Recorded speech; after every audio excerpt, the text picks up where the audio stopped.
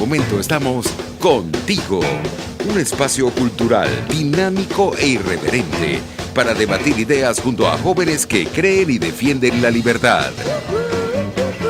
RCR presenta Contigo Liberalmente. Hola, ¿qué tal amigos? Sean bienvenidos una vez más a Contigo Liberalmente. Un placer acompañarlos como cada jueves. Gracias por estar con nosotros aquí a través de esta ventana que es RCR, la Casa de la Libertad. Comenzamos desde ya agradeciendo a quienes hacen posible este y cada uno de los espacios de RCR. En la dirección general, Jaime Nestares. En la gerencia de producción, Wilixa Arcaya. En la producción, César Umbría, Malal Nogales y Justo Navarro. Por ahí veíamos a Catherine Manzano también, amiga de la casa. Y en los controles a nuestro querido José Gregorio González.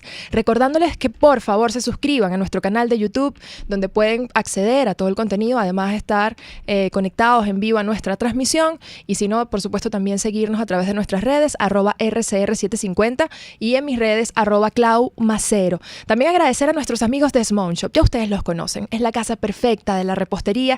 Ellos están en la avenida Cecilio Acosta de Chacao, de abierto de lunes a viernes de 9 de la mañana a 1 de la tarde, y pueden conseguir todo lo que necesiten para sus dulces, pero también sus cosas saladas. Leche evaporada, leche condensada, arequipe, moldes para brownie, levadura, cacao y mucho más. Ellos están allí en la avenida Cecilio Acosta. Pueden escribir al WhatsApp 0412-602-8681 o escribir vía Instagram, mensajes directos, @smomshopca. Y el día de hoy, he querido hablar con una persona a la que le tengo muchísimo respeto y muchísimo cariño. Ella estuvo en uno de los primeros programas que hicimos de Contigo Liberalmente, un debate apasionado junto a Elías Tobar. Ella es Bárbara de Jesús, coordinadora de Se Dice Joven. Además es miembro de Vente Joven, pero también es becaria de Cato Institute desde 2018 y del Instituto Político para la Libertad de Perú. Y ustedes pensarán que es una persona que tiene, 30 y pico de años, no es una chamita que ha estudiado y ha trabajado muchísimo con este tema. Y hoy hemos querido conversar con ella a propósito de lo que es el socialismo, ¿no? Porque a veces nos dejamos llevar por lo urgente y se nos olvida lo importante. Y un programa como este, donde hablamos del liberalismo y de lo que significa esas ideas o lo que significan esas ideas, no podemos olvidar a qué nos enfrentamos. Y ella ayer, o en estos días, no sé si fue ayer o hace 2 días, hizo una publicación en Instagram, ya le voy a dar la bienvenida, no me he encadenado. Hacía una publicación donde decía y hacía un recordatorio: paso por aquí a recordarles algunas cosas, y entre otras que ella va a explicar dentro de poquito, decía: la desigualdad no es el problema es la pobreza. Los subsidios excesivos y el asistencialismo no ayudan a la gente a salir de la pobreza, de hecho la estancan allí. Y mientras yo les recito o les digo lo que básicamente ella ponía en su publicación, uno ve el canal que supuestamente es de los venezolanos y ve a esta gente que representa precisamente a lo que enfrentamos, que es el socialismo, hablando de unas supuestas elecciones. Entonces, pareciera que en este país la gente quizás está confundida, y la verdad es que no. Bárbara nos dirá si eso es así. ¿Cómo estás, Bárbara? Hola, Claudia. Qué bella esa presentación. Muchas gracias. Qué honor. Además, ser invitada una vez más a tu programa. No, vale, gracias a ti por estar con nosotros. Y bueno, quisiera que arrancáramos por qué decidiste hablar del socialismo. Sé que siempre lo haces, pero en esta ocasión nos llamó la atención de que lo titulaste de la siguiente manera: el socialismo hace a todos igualmente pobres desde 1917. ¿Qué significa esto y por qué tiene vigencia el día de hoy? Claro, yo creo que hay que empezar por entender que hoy el socialismo y la progresía lo que está tratando de vender es un tema de ver sobre lo más importante, como que si fuese la desigualdad, ¿no? O te hablan de igualdad de oportunidades, igualdad de resultados, igualdad de un montón de cosas que en realidad no existen, o que para que exista la igualdad, esas igualdades que ellos están proponiendo, tiene que ser por la coacción, ser por la fuerza, quitarle cosas a alguien más para que esa igualdad de resultados, esa igualdad material, esa igualdad de oportunidades pueda existir. Creo que hay que partir por la base de entender que la única igualdad posible que existe es la igualdad ante la ley. Así es, y bueno, y vaya que los venezolanos sabemos de cosas que nos han quitado, ¿no? Ahora, ¿cómo definirías tú este sistema que enfrentamos? Porque quizás pudiéramos pudiéramos hablar de socialismo. Hay quienes quizás lo refieren como una organización criminal. ¿Cómo lo defines tú? Yo creo que lo que hoy tenemos en Venezuela es sin duda una organización criminal con claramente un tinte ideológico, que es un tinte socialista, ¿no? O sea, es inevitable y decirlo cuando hemos visto las expropiaciones que realizó Hugo Chávez, que todavía se realizan con el régimen de Maduro. Y además todas las demás medidas de subsidios excesivos y de ataques a la propiedad privada, claramente tienen un tinte ideológico socialista, ¿no? También quería, porque el chavismo es otro régimen que se ha llenado la boca hablando de igualdad y tal, y todas estas cosas, y quizás otros países de la región, como Chile, que hoy es uno de los países de la región que tiene mayor progreso y mayor libertad económica, piensa que esa igualdad, o trata de apuntar a esa igualdad de la que tanto hablan, y no se fijan que en realidad quizás es peor, ¿no? Porque ¿qué igualdad tenemos acá en Venezuela, o qué igualdad es la que ha existido en todos los regímenes socialistas, en todos los regímenes donde no se respeta la libertad económica, donde no se respeta la libertad humánica? Es igualdad hacia abajo. Por eso esa frase que monté en ese post que dice haciendo a todos igualmente pobres desde 1917, me parece demasiado acertada, porque cabe recordar que a partir de 1917 es que inicia la revolución leninista, el proceso soviético en Rusia, y creo que la Unión Soviética es el ejemplo perfecto de cómo el socialismo iguala a todo el mundo hacia abajo, ¿no? Así es. Y cómo estas supuestas ayudas sociales y estos subsidios excesivos, en lugar de ayudar a los ciudadanos a salir de la pobreza, en realidad es mantenerla en un círculo vicioso, mantenerla estancada allí por años, porque en realidad lo que le interesa a estos regímenes no es sacar a la gente de la pobreza, es mantenerse en el poder a costa de la pobreza de la gente. Así es, y qué bueno que hablas del tema histórico, porque además lo quiero conectar con la imagen que utilizaste, ¿no? Tú utilizas básicamente la estrella también que identifica al PSUV, ¿no? Y es decir, ellos han entendido que a pesar de esa naturaleza criminal y de esos antecedentes que tú bien mencionas, han tenido que tener una fachada democrática, ¿no? Es decir, utilizar instituciones, utilizar el tema partidista, meterse a unas supuestas elecciones como llegó Hugo Chávez al poder, y a partir de allí apalancarse, ¿no? Y tratar de quedarse haciendo uso de esas herramientas que ya ni siquiera, pues que ya ni siquiera guardan las apariencias, ¿no? Entonces quisiera preguntarte, ¿de dónde viene esto? Sabemos, por ejemplo, de la influencia cubana en Venezuela, pero esto se sale de Venezuela, se exporta de Venezuela, como lo denuncian muchos a la región, o más bien tenemos influencias de Rusia, Clau, sí. Yo creo que diste en el clavo. Hay que entender que esta gente, que estos regímenes siguen un patrón, y una de las primeras cosas que hacen o que hacen siempre es utilizar la democracia para desmantelar la democracia. Así es. Sí. Obviamente su primer paso y lo que han hecho siempre es desmantelar las instituciones, luego desmantelar la economía y luego desmantelar incluso al ser humano, ¿no? Porque cuando tú desmantelas las instituciones republicanas de un país, le desmantelas la economía, le desmantelas la certidumbre y las ganas de progresar a la gente, desmantelas al ser humano. Claro, creo que sí tiene no solo influencia cubana, sino que si miramos la historia, pasó lo mismo en la China de Mao, pasó lo mismo claramente en la Unión Soviética, pasó lo mismo en Camboya.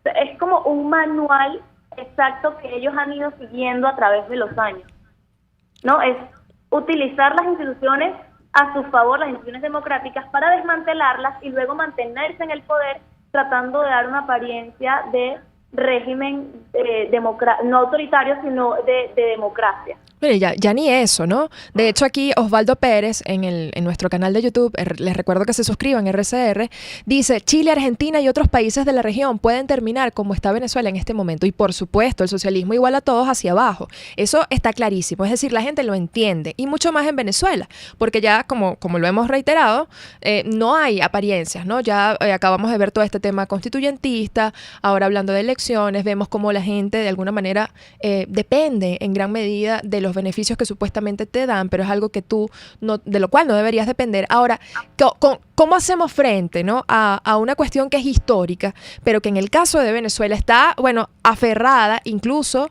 a organizaciones criminales organizadas que, como lo denuncia, por ejemplo, Fundaredes, tiene que ver con la FARC, tiene que ver con guerrilla, tiene que ver con terrorismo y otras fuerzas que están operando en Venezuela? ¿Cómo le hacemos frente desde las ideas y cómo ves tú que de alguna manera podamos superar esta carácter criminal que además tiene un componente socialista como tú lo describes? Mira, en el campo político como tal de deponer al chavismo, yo lo veo complicado. No sé realmente cómo desde esto es algo que obviamente va más allá, como tú lo dices, son una organización criminal y no creo que baste simplemente desde las ideas. Claramente el tema de las ideas va a ser fundamental para reconstruir la Venezuela que viene, pero en este momento no sé cómo lo podamos hacer simplemente desde las ideas, ¿no? Creo que tienen que colaborar o fundirse muchos factores para poder crear una amenaza real que logre deponer al chavismo, porque también hay que entenderlo, el chavismo no ve, lamentablemente ya no lo ve a las protestas, a las manifestaciones de calle, y obviamente no ve a las elecciones como una amenaza o como algo que pueda deponerlo del poder. Ellos han utilizado más bien todas esas herramientas a su favor para ganar oxígeno, ¿no? Así es, y de hecho... En los momentos en los que hemos estado quizás más cerca, en el 2014, 2016, 2017, cuando muchísima gente salió a la calle y que en ese momento la protesta de calle sí era una amenaza para el chavismo, lamentablemente no tuvimos una dirigencia que dio una dirigencia que dio o que estuviese a la altura del momento para sentarse a negociar, porque creo que hay que dejar de satanizar la negociación, porque va a ser necesaria para poder deponer este régimen, pero no hay que confundir negociación con diálogo. La única negociación posible para poder enfrentar al chavismo es decirles cuándo te vas. Exactamente. Y para poder sentarse en una mesa con esas condiciones hay que tener una amenaza creíble detrás. Lamentablemente las protestas de calle, las elecciones, no van a construir esa amenaza creíble, así que hay que empezar a trabajar con la comunidad internacional que quizás sí pueda empezar a formar esa amenaza creíble, ¿no? Vemos como el tema de las sanciones sí le hacen daño realmente al chavismo. Entonces, yo te atajo allí porque ciertamente, evidentemente, ya el resto de las opciones están descartadas y eso está claro. No hay diálogo, no hay posibilidad de diálogo, sí negociación desde una posición de fuerza, tú lo explicas muy bien.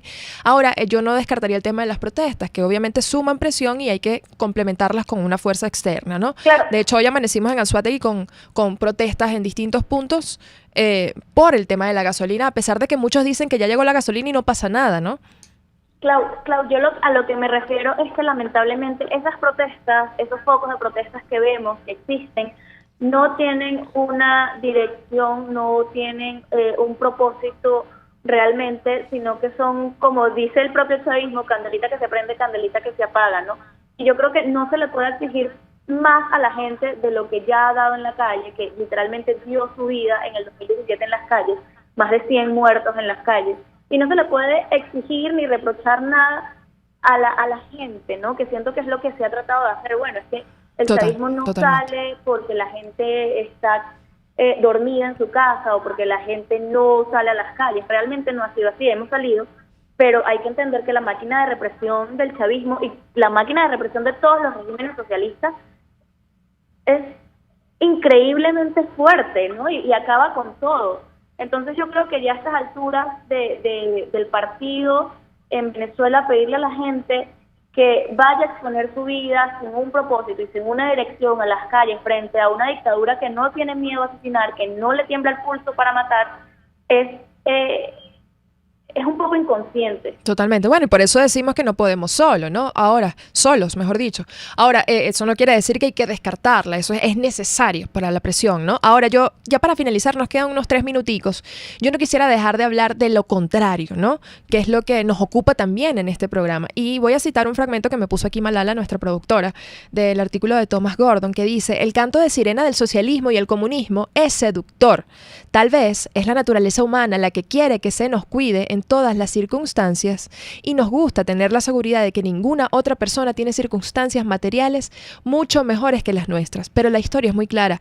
El socialismo y el comunismo llevan a economías de bajo rendimiento, pérdidas de oportunidades individuales por generaciones, igualdad para todos los pobres excepto para jefes de partido, falta de innovación, progreso y una increíble opresión política y religiosa. Y esto lo conecto también con algo que nos comenta este usuario Osvaldo, que hoy está bastante activo, que es que dice que el que no tiene estudios en Venezuela gana igual, el que tiene estudios en Venezuela gana igual al que no, y que la meritocracia hoy es condenada. ¿Qué le hace frente al socialismo y por qué no termina de ser quizás tan sexy o tan convincente? ¿Por qué no termina de convencer algo que te puede llevar a la prosperidad económica, individual, etcétera?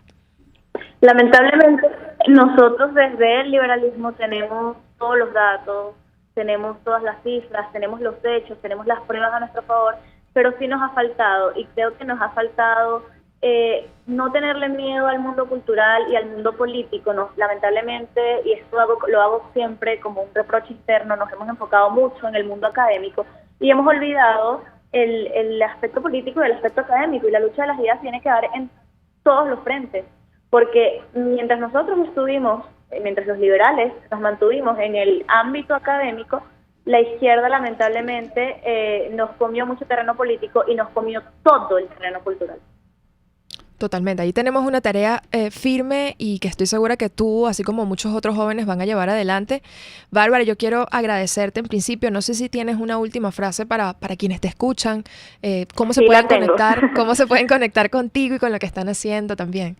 Una frase que a mí me parece poderosísima es de Hayek, de Friedrich von Hayek, un economista que dice: la única forma de cambiar el curso de la sociedad es cambiando las ideas. Yo creo que nosotros tenemos que entender que luego de deponer al chavismo, y no solamente al chavismo, en toda Latinoamérica, tenemos que empezar a hablar de las ideas, empezar a promover las ideas, empezar a hacer, como tú lo dices, hacer sexy las ideas, porque es la única forma de que vamos a poder, o que tenemos, para empezar a sacar todo ese chip socialista que nos dejó el Foro de Sao Paulo, que nosotros tenemos en Venezuela desde hace más de 40 años, porque esto no viene nada más por Isabel.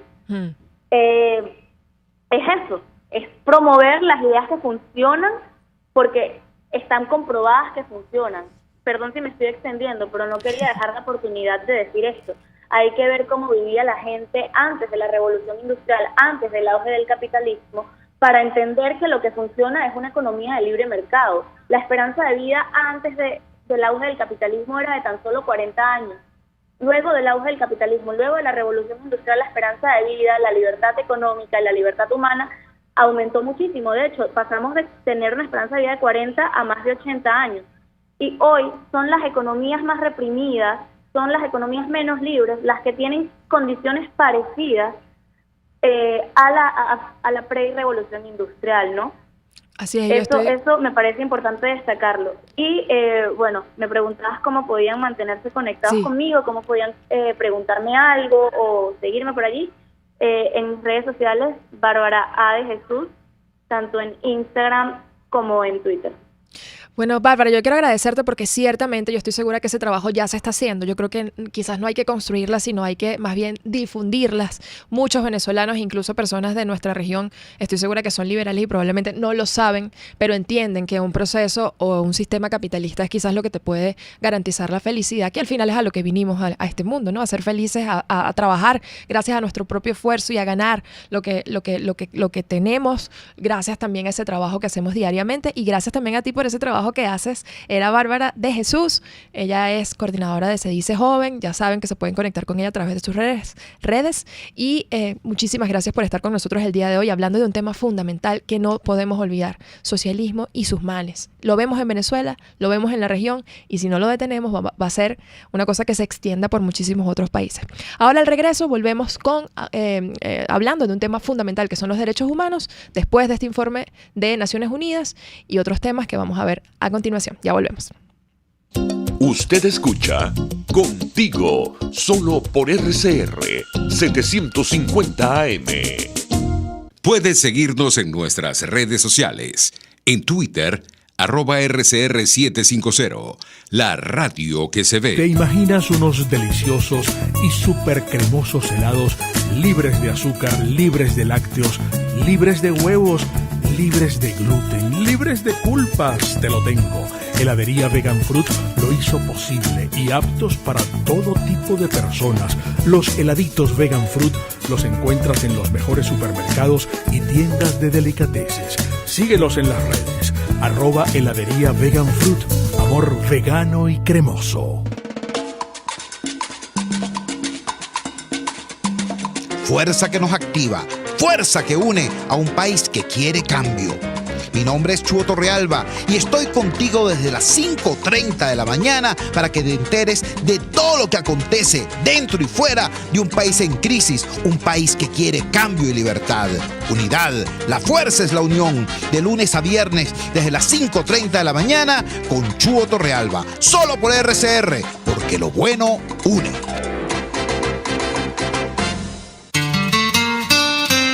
RCR 750 AM, porque lo bueno une.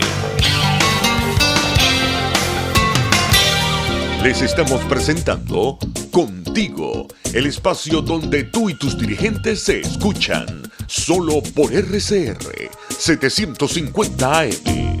Y aquí estamos de vuelta en Contigo Liberalmente. Yo no puedo dejar de mencionar la emoción que me da cuando, usuarios se conectan desde sitios tan lejanos como Islandia. Osvaldo Pérez nos escribe y dice, sí, hace falta una amenaza real contra el régimen. Ahora se puntualiza algo importante, que es que tiene una naturaleza criminal. Lo hablábamos en el segmento anterior, lo van a poder encontrar en el canal de YouTube de RCR. Y desde ya, entonces, le doy la bienvenida a dos invitados muy especiales. Gracias al profe Machado por recomendarlos. Es una iniciativa importantísima que están haciendo. Ellos son Omar Moratosta, abogado defensor de derechos humanos, Sandra Pinardi, coordinadora del doctorado de filosofía de la Simón Bolívar, y ellos nos vienen a hablar acerca de un foro que se llama Los derechos humanos, una perspectiva teórica, el caso venezolano. Y esto es organizado por dos instituciones, que es Joven Futuro, que se encarga de fortalecer la democracia y la organización juvenil, y Formación Venezuela, una asociación civil que me han pedido mencionar el día de hoy. Yo quisiera, darles la bienvenida, agradecerles. Este informe de Naciones Unidas despertó mucho el interés sobre el tema de los derechos humanos en Venezuela, pero es algo que se viene trabajando desde hace mucho tiempo. Así que arranco con Sandra a propósito de su fuente, que es la filosofía, y cómo se conciben los derechos humanos en Venezuela, sobre todo después de estas noticias que son, por supuesto, negativas, pero muy buenas para los venezolanos desde el punto de vista de la exposición de lo que padecemos, ¿no? ¿Cómo estás, Sandra? Buenas, muchas gracias por la invitación. Como todo el mundo lo constata, la violación de los derechos humanos en Venezuela es una cosa realmente asombrosa. Cuando uno lo ve en blanco y negro en el informe, es aterrorizante. Pero lo interesante es entender que los derechos humanos son una conquista del mundo civilizado, de la modernidad. Son una conquista que le permite a los hombres asegurar las condiciones fundamentales para tener una vida digna, para tener una existencia plena. En ese sentido, la violación de los derechos humanos no solamente tiene que ver con los presos políticos o con los problemas de libertad de expresión, sino con cosas tan sencillas como la violación, la violación del derecho a la salud, el derecho a la alimentación, y de ahí en adelante los derechos culturales. En Venezuela tenemos el inmenso problema en este momento en que hemos llegado a una situación en que los hombres fundamentalmente tienen que dedicarse a la pura sobrevivencia.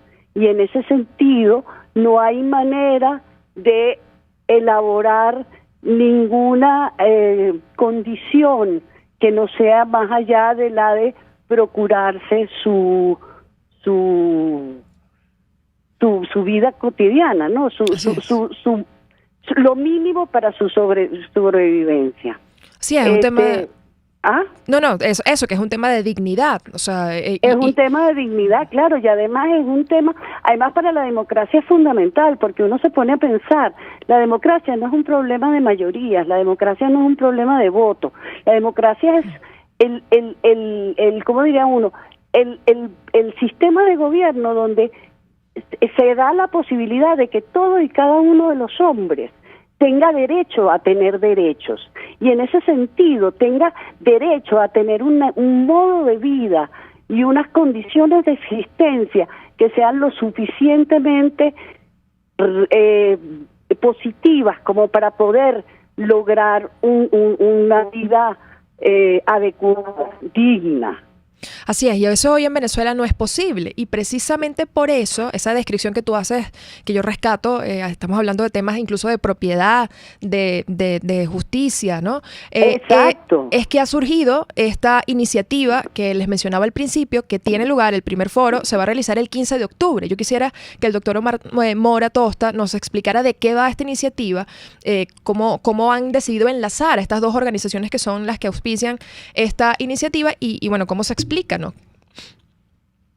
Muy buenos días, muchas gracias por la invitación. Gracias. Saludos a la doctora Pinardi también.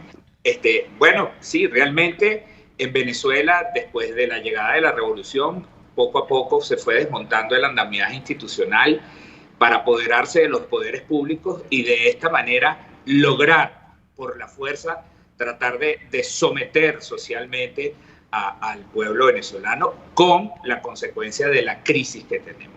Evidentemente, la doctora anteriormente lo mencionaba, la dignidad del ser humano debe ser protegida por los estados y cuando no hay separación de poderes, no hay democracia, no hay justicia y nosotros tenemos que empezar a trabajar en la reconstrucción de ese andamiaje, de ese tejido institucional en el país, educando, informando y dando a conocer, pues, qué significa la violación de derechos humanos que ha sufrido y que sufre el pueblo venezolano, porque es muy, muy acertada la convicción de que no solamente son los presos políticos, no solamente son los perseguidos, sino que hay un país que clama por las condiciones mínimas de vida.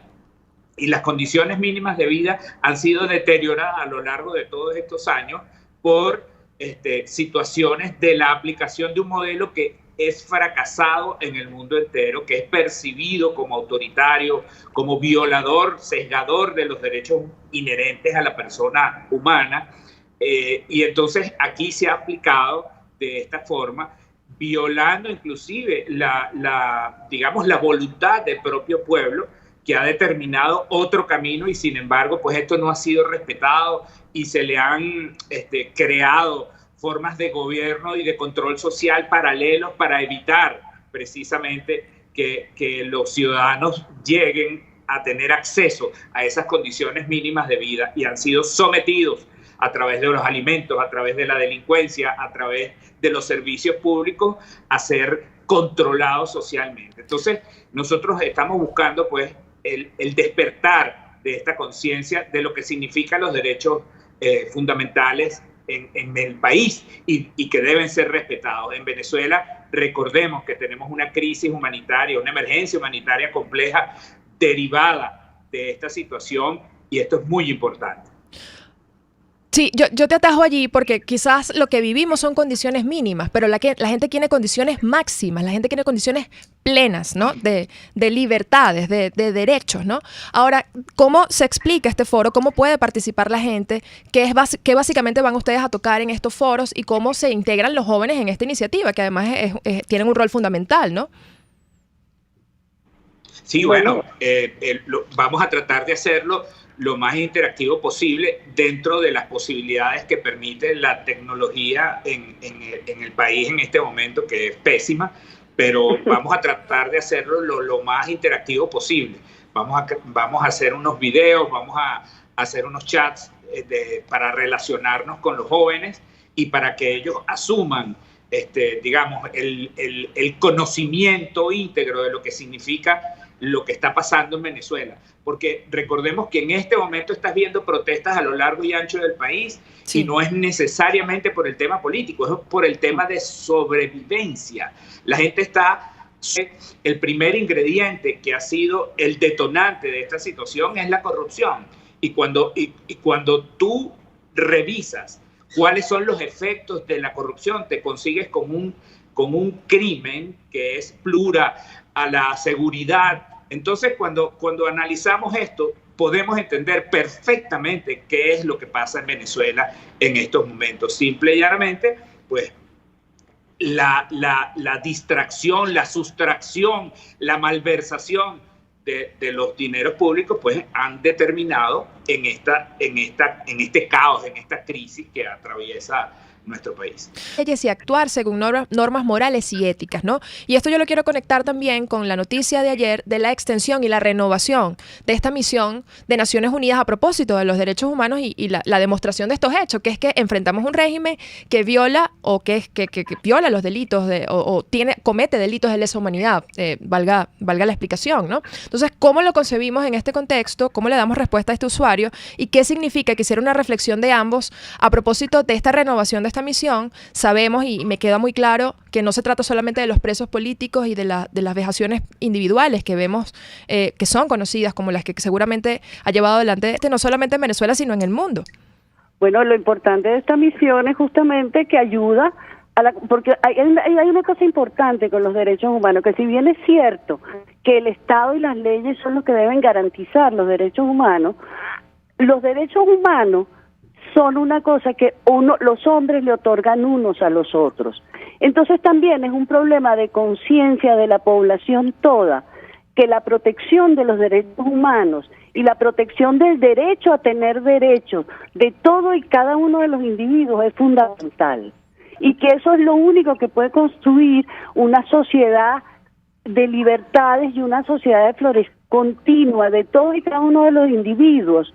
La necesidad de proteger los derechos humanos y la necesidad de denunciar la violación de ellos. Por eso la extensión de esa comisión es fantástica, porque tiene que ver con la violación flagrante de los derechos humanos que se produce continuamente en Venezuela.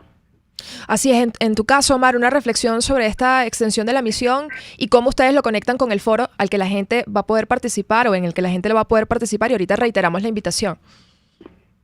Bueno, el que el Consejo de Derechos Humanos de Naciones Unidas haya extendido a la misión de determinación de hechos por 2 años más es la evidencia palpable y el convencimiento al que llegó el Consejo y todos sus miembros en Naciones Unidas de que en Venezuela no solamente se están cometiendo crímenes de lesa humanidad, para establecer otras responsabilidades en otro sentido, porque en Venezuela hay muchas cosas que deben seguir profundizándose en esas investigaciones para establecer las responsabilidades. Ahora, esto abre una puerta muy importante, que es no solamente el que la Corte Penal Internacional actúe en el caso venezolano, sino que el informe inclusive deja la puerta abierta para que se aplique lo que se llama la jurisdicción universal, que es que cualquier Estado que dentro de su ordenamiento jurídico lo permita, podría juzgar los crímenes de lesa humanidad que se están cometiendo en Venezuela.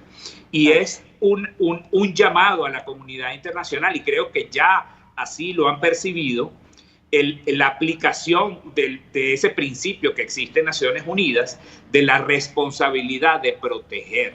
La responsabilidad de proteger de las Naciones Unidas acerca de los derechos humanos en cada uno de los estados. Cuando un estado no protege, no propicia, no garantiza los derechos humanos en un territorio determinado, como es el caso venezolano, entonces el concierto de naciones del mundo deben intervenir para garantizarlo. Entonces de eso se trata, de que la gente entienda la importancia que se ha conquistado con que Naciones Unidas definitivamente haya entendido que en Venezuela sí existe una violación sistemática a los derechos humanos y a la persecución de quienes piensan distinto, pero que se ha extendido a todo el resto de la población, porque las condiciones de vida a las que hemos llegado son producto precisamente de ese autoritarismo y de esa aplicación, de ese pensamiento anacrónico que a la fuerza se pretende someter al país. Yo quiero agradecerte, Omar. Yo quisiera decir una cosita además, no claro, solamente Sandra. La comunidad internacional, la comunidad nacional es muy importante en esto. Nosotros como venezolanos tenemos que darnos cuenta que una labor fundamental y que es inmediata es la defensa de los derechos humanos de todos. Hay que agradecer y bueno, aplaudir el trabajo que han hecho distintas organizaciones de derechos humanos, defensores, familiares, víctimas, Claro. abogados, profesores como ustedes, Claro. además, que han levantado ese expediente. Y rescato lo que decía Omar, porque evidentemente la responsabilidad de proteger el R2P es una doctrina universal a la que están obligados muchos de los estados democráticos, ¿no? Claro, Pero que se claro. sustenta en nuestra región en instrumentos específicos que ya se han aprobado, que obviamente hay que avanzar, que es el TIAR y que son cualquier otro instrumento local y regional que nos pueda permitir avanzar precisamente en ese sentido, ¿no? Ahora, Sí, señor. yo tengo que despedirlos, pero quiero agradecerles, no sin antes que nos digan cómo la gente puede escribir Solano, cómo la gente se inscribe, cómo los ve, cómo participa. Bueno, son dos fundaciones, ¿no? Joven Futuro y Formación Venezuela. Las redes sociales de Joven Futuro son @JovenFuturoVE y las redes sociales de Formación Venezuela es @FormaciónVE. Y por ahí se pueden comunicar para inscribirse y para atender al foro. Bueno, muchísimas gracias a ambos. Omar Mora Tosta, abogado defensor de los derechos humanos. Sandra Muchas Pinardi. gracias a usted, muchas gracias Omar. Gracias a Un ustedes. abrazo. Gracias a ustedes, Sandra Pinardi, coordinadora del doctorado de Filosofía de la Simón Bolívar. Un abrazo también al profe Machado, que seguramente está viéndonos. Y ya volvemos con más de Contigo Liberalmente para hablar de emprendimiento, como siempre, en la parte final de Rostros de Emprendimiento en Contigo Liberalmente. Pluralidad, libertad y respeto. Estás escuchando Contigo, solo por RCR 750 AM. Sintonícenos a través de Periscope, @RCR